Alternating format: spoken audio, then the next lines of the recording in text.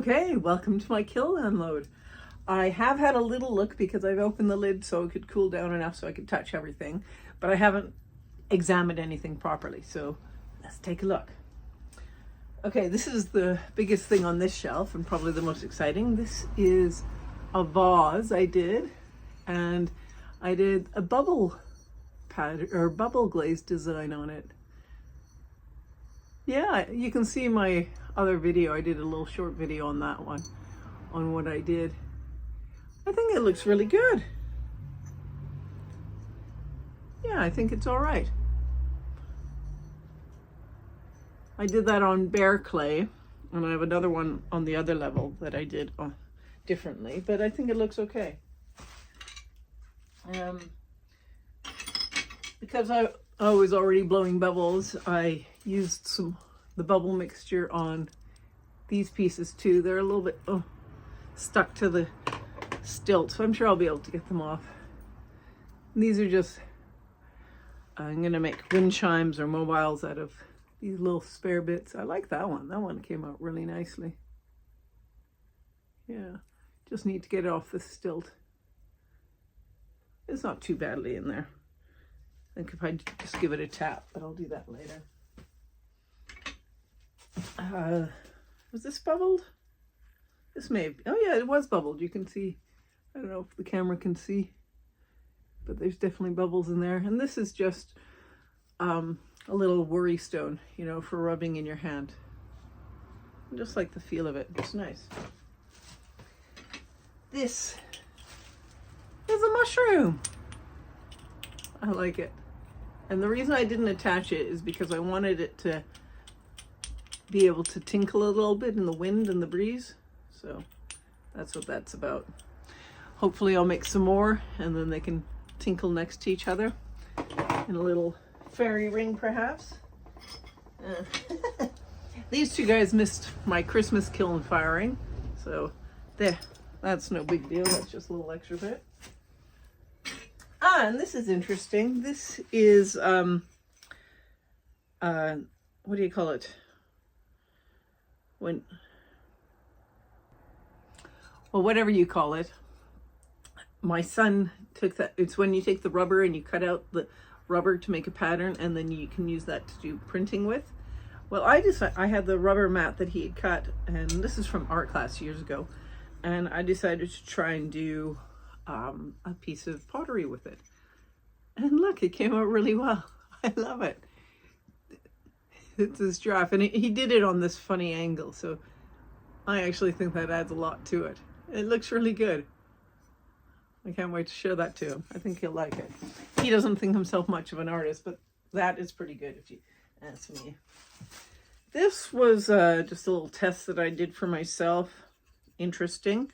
I'll talk about that more another time. It is pretty boring in general. So here are my cookies. I'll always like to use cookies if there's a chance of something getting stuck. And let's go down to the shelf below. Okay, so this one I haven't looked at.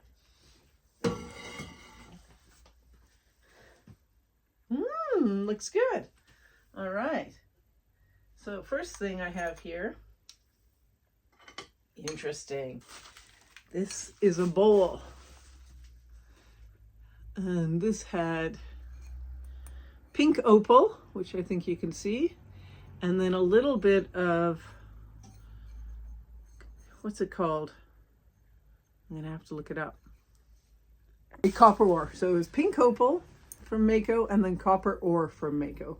It was pink opal underneath and then just a couple light coats of copper ore on just on the top rim, but they do say it's a runner, and it sure did run. You can see how much it came close to running there.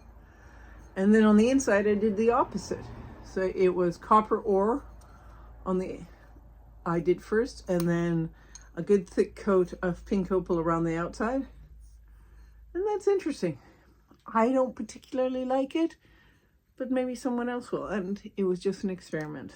So yeah, it does have some nice run patterns in it, that's for sure. Good, good, good. Okay. Oh, this came out nice. Oh, that was lucky. I forgot to put something under here, and I forgot I had glaze on the bottom. It wasn't like super glazed, but it was definitely glazed a bit. I should have, and I did lose a little bit of the cup. You see there? I'll have to grind that down. That's a shame, but that's okay. But look at this one. This one also has the bubble pattern on it. But I did it in a little different manner, because you see how kind of gray this one is, and this one's white, because this one had white underneath it. So that came out really nice. I think that looks super cool. Yeah, I would definitely do more of those. But mugs, because I hand build my mugs, always take so long. I don't know, I'll have to think about it. I do like the bottom. Why I forgot to put anything underneath, I don't know. I am very lucky my shelves are kiln washed well. That could have been worse. And then I have a few other things here. I have all my little dishes. So I bought myself some new glazes. I had some money from my Secret Santa for Christmas. Well, I had some money from my parent-in-laws, and then I had a gift certificate for the pottery shop that's near me, Blue Matchbox. Well, hey, Blue Matchbox. I thought I'd just buy new glazes, so I did. So I can tell you what we have here. This one is Smoky Merlot. That's from Amico. And then the other one, Chun Plum, also Amico. That's really nice. I like that a little bit more than the Smoky Merlot.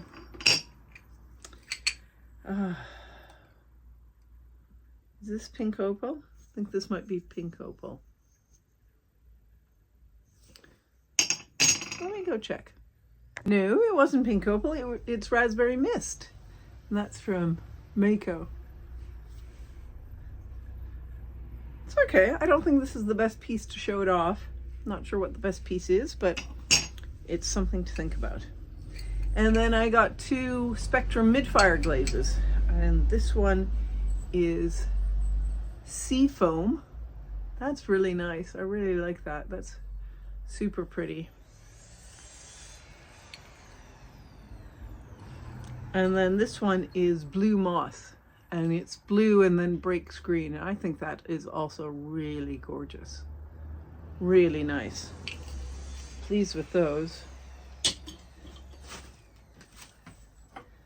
This one was blue moss again, and you can see it doesn't break as much, as much when it doesn't have as much texture. You can see there, right, in comparison. But you definitely do get a little bit of the hint of green, so good to know. I would use that blue moss on texture a lot. And I also, on the edge here, I'd put some of the sea foam, and it really just kind of blended in. It didn't really add much. On the outside is also sea foam. And one more little piece. This was raspberry mist as well. Also just a piece for a mobile. I'm gonna have to start putting those together.